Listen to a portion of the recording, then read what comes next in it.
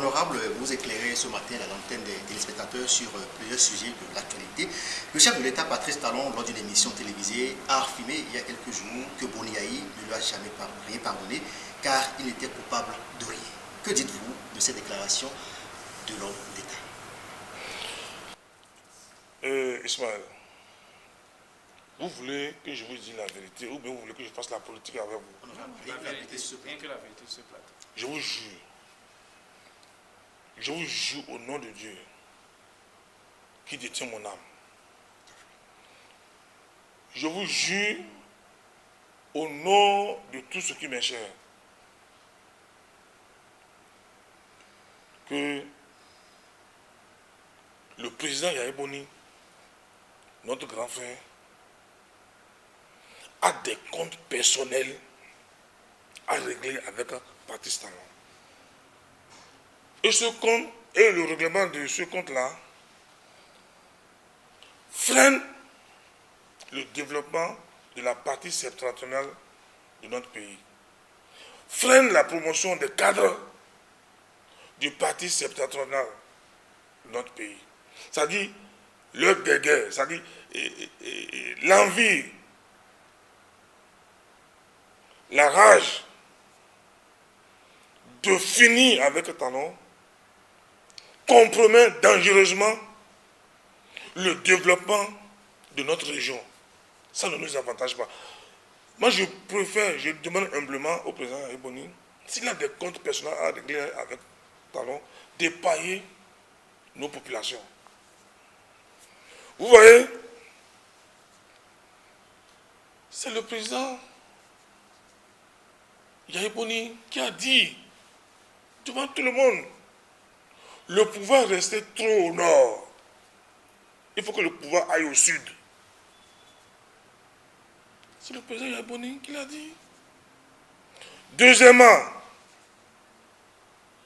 moi je faisais partie des staffs directs de Yayi. Je faisais partie du comité de désignation des candidats. Et à l'époque, je suis allé voir le président Yayi. J'ai dit, président, j'ai fait des recherches. Il faut faire la promotion d'un candidat local et non un candidat importé. Il nous a amené un candidat importé. Je dis, prenez Kouché, prenez Kassa, prenez Abiola. Il dit non. Nous sommes partis aux élections. Il a échoué. Je me rappelle, vous avez refusé de soutenir... J'ai refusé. Parce que je voyais déjà le chaos pointer à l'horizon. Je savais que ça n'allait pas marcher. Je savais que ce comportement-là, parce que ça ne va pas aboutir. Maintenant, pour revenir à votre question, Yayi Boni n'a jamais pardonné Talon. Et Talon n'a jamais commandé le pardon. C'est Yayi Boni qui a commandé le pardon. Comment en êtes-vous sûr? Vous savez, à part Dieu, créateur du ciel et de la terre, ce qui s'est passé entre Yayi Boni et Talon, il n'y a que moi qui sais. Talon est vivant, Yayi Boni est vivant. Je défie les deux. Je dis, je défie Yayi, je défie Talon. Ce qui s'est passé entre les deux là, il n'y a que Dieu, il n'y a que moi. Peut-être Charles. Charles Toko. Vous allez nous le dire, ce qui s'est passé? C'est moi qui ai amené... Oui. Yayi Boni a cherché à voir Talon pendant 1 an. Talon refusait de recevoir. C'était en 2002. 2002. En 2002. Ça date déjà. Il a tout fait. Il dit, il ne va pas... Talon refusait le rendez-vous de Yayi. Et c'est comme ça,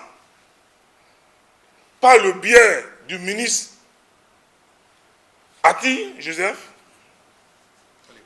à l'époque, qui est un ami à moi, Yaïbouna a pris contact.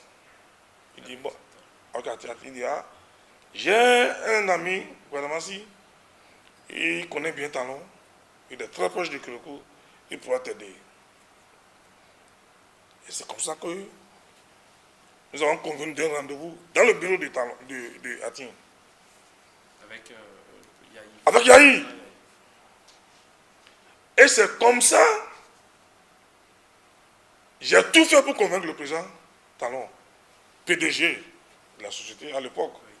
Je suis allé le voir, le président Talon est vivant.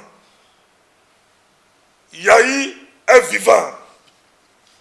Et vous êtes pas venu. Je suis allé convaincre Talon. Je dis, président, je dis, mon cher frère ami. Je dis, Patrice, Il faut le recevoir. il faut recevoir Yahi. Il dit non. J'ai travaillé. Le président Talon voyageait, il allait sur Paris. Et il dit, bon, c'est pas grave. Moi, je voyage, mais allons. C'est comme ça que Yahi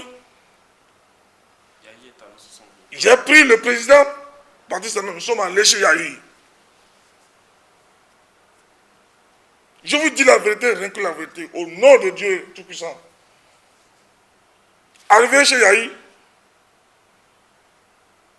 toi qui m'as demandé de t'amener le gars, il me demande de sortir, qu'il lui veut parler avec Talon. Quelle a été votre réaction? Moi, en tant que Enfant bien éduqué. enfant bien éduqué, descendant de Doudoua, j'ai dit, bon, je m'en vais. Et Talon dit, non, madame, si tu ne sors pas, Tu restes. si tu sors, je m'en vais. Le président Talon est vivant. Hein? Yahi est vivant. Il dit, si tu sors, je m'en vais. Ce que Yahi Boudi veut me dire là, il n'est qu'à dire devant toi. Comme s'il était un prophète Talon. C'est pas possible. C'est un visionnaire, ce monsieur-là. Il dit non. Badamassi, si tu sors, je m'en vais. Monsieur le Président, ce que vous voulez, c'est Badamassi qui m'a amené vers vous. Ce que vous voulez me dire là, dis ça devant moi.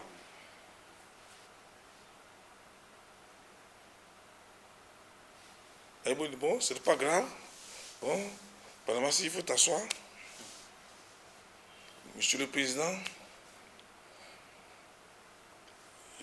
j'ai l'intention d'être candidat en 2026.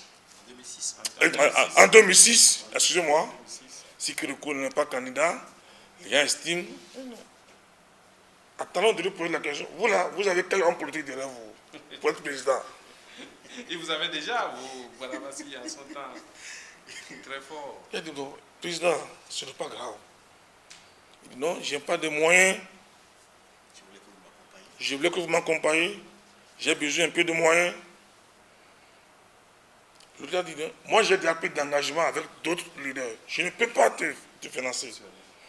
Et j'ai plaidé À faveur de vous, son financement. pour dire, non, monsieur le président, il faut l'aider. Il a dit, bon, ce n'est pas grave. Je vais à Paris. Dès mon arrivée, je ferai quelque chose.